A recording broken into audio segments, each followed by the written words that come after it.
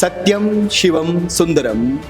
ईश्वर सत्य है, सत्य ही शिव है और शिव ही सुंदर है। हमारे साथ हैं शिवम शुक्ला। शुक्ला जी, जानना चाहेंगे आपसे कि जो आर्टिस्ट है जी कला के साथ उसका जो रिश्ता है वो कैसे डेवलप होता है?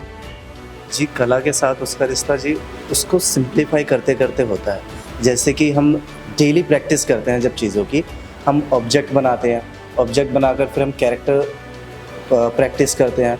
तो जितना ज़्यादा हम प्रैक्टिस करते हैं उतना ज़्यादा हमारा उन चीज़ों से लगाव हो जाता है। प्रैक्टिस के टाइम एक और चीज़ होती है, वो है रिदम बनना। जब हम पेंसिल से लाइन खींचते हैं वो एक लगाव देती है। लगाव कैसे?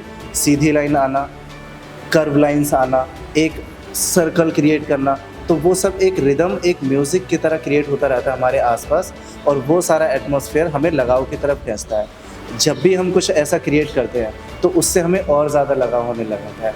लाइक अगर हम ड्रॉ करते हैं, ड्रॉ करने के बाद अब हम प्लानिंग करते हैं कि इस पर क्या किया जाए, तो वो लगाव ही है जो आपको प्लान करने के लिए बताता है कि इस पर इस तरह से हमें काम करना चाहिए और इसे इस तरह ख़त्म करना चाहिए। जानना चाहेंगे आपसे कि जैसे सूजा है, पिकासो हैं, इनका जो काम करने का तरीका है, जो सोचने का तरीका है, वो क्या है? थोड़ा सा उसके बारे में बताइए। ठीक है, तो जो ऐसे ग्रेट आर्टिस्ट हैं उनके लिए क्या होता है कि जब वो स्टार्टिंग में होते हैं तो वो चीज़ों को उनके रियल फॉर्म में देखते हैं।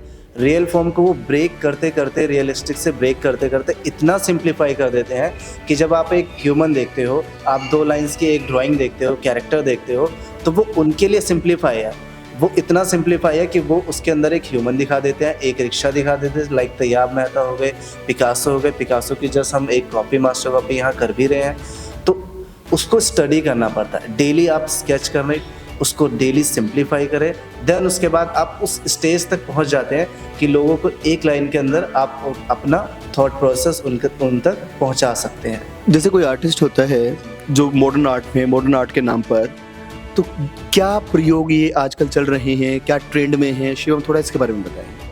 अभी जो मॉडर्न आर्ट चल रहा है वो मुझे नहीं लगता कि वो उतना इफ़ेक्टिव है, क्योंकि आप बिगनर हो, आपने जस्ट बैचलर्स किया और आप कह रहे हो कि मैं मॉडर्न आर्टिस्ट बन गया हूँ। सॉरी, ऐसा नहीं होता। आपको उसके लिए रियलिस्टिक की हद क्रॉस करनी पड़ती है, देन उसको फिर आपको ब्रेक करना पड़ता है। वो जो टाइम पीरियड है वो बिताना बहुत ज़रूरी है, क्योंकि आप अच्छी चीज़ को ख़राब चीज़ को तो तोड़ सकते हो, पर एक सुंदर चीज़ को कितना तोड़कर, कितना सिंप्लीफाई करके मैं आपको एक्सप्लेन कर सकता हूँ, वो मॉडर्न आर्ट है। तो मॉडर्न आर्ट करने के लिए आपको बहुत सारी प्रैक्टिस चाहिए, बहुत सारा अभ्यास चाहिए, और हर दिन चीज़ों को सिंप्लीफाई करना आना चाहिए, तो इससे आप मॉडर्न आर्ट को दिखा सकते हैं। कहाँ से शुरुआत हुई शिवम?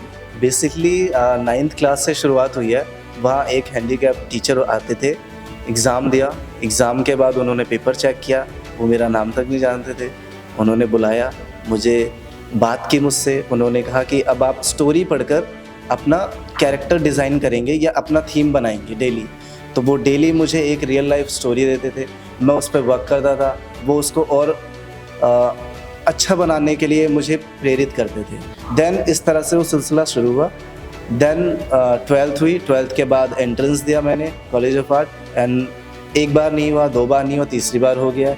तो अब वो जर्नी मेरी स्टार्ट हो गई है और जस्ट मैं अब 2nd ईयर में भी हूँ, और अब मेरा थॉट प्रोसेस बिल्कुल अलग है। जब मैं पहले काम करता था और अभी जो मैं काम कर रहा हूँ वो बिल्कुल अलग है। पहले मुझे पेंटिंग देख के बनानी पड़ती थी, अभी मुझे पेंटिंग दिमाग में बना लेना पड़ता है और उसके बाद मैं दीवार पर उतार देता हूँ उसको। तो ये डिफरेंस अभी आया है मेरे पास, तो ये जर्नी का एक हिस्सा है जो आगे ऐसे ही कंटिन्यू होता रहेगा।